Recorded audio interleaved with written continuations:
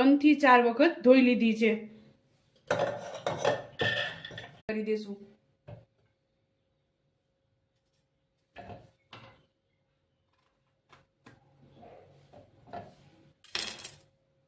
તો આપણે આમાં દૂધી અને બટેકા સાથે જ બાફી લેવાના છે. 2 વિસલ થશે એટલે આપણે બટેકા અને દૂધીને કાઢી લેશું.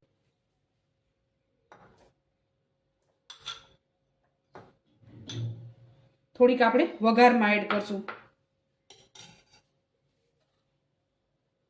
ત્યારબાદ આપણે એક લીલું મોરું મરચું એડ કરશું.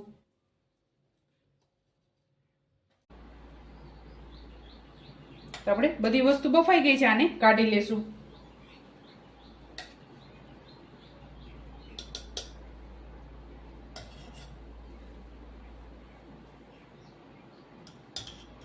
જરૂર લાગે તો આપણે 2 વિસલ લેવાની છે. બાકી અહીંયા મારી દાળ એકદમ સરસ બફાઈ ગઈ છે, પલાળેલી હતી તો અહીંયા મેં ટોટલ 3 વિસલ લીધેલી છે અને આપણી દાળ એકદમ સરસ બફાઈ ગઈ છે. અને આ જ રીતે આપણે આખી રાખવાની છે. આમાં આપણે બ્લેન્ડર મારવાનું નથી. તો હવે વઘાર કરી લેશું.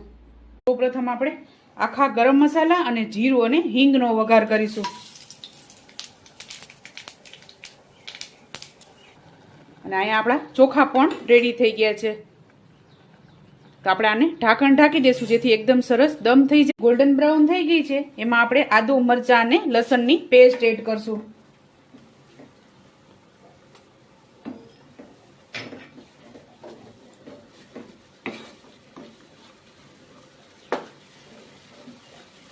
ત્યારબાદ હળદર એડ કરશું.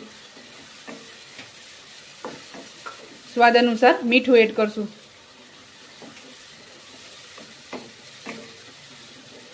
આપણે દાળને બાફતી વખતે પણ મીઠું એડ કરેલું હતું. ત્યારબાદ ધાણા જીરું એડ કરશું. ત્યારબાદ ગરમ મસાલો એડ કરશું.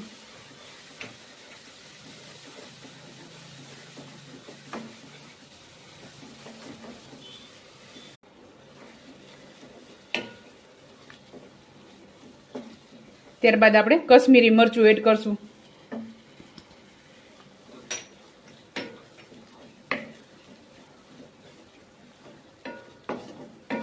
પડી ગયું છે તો એમાં આપણે દાળ એડ કરી દેશું.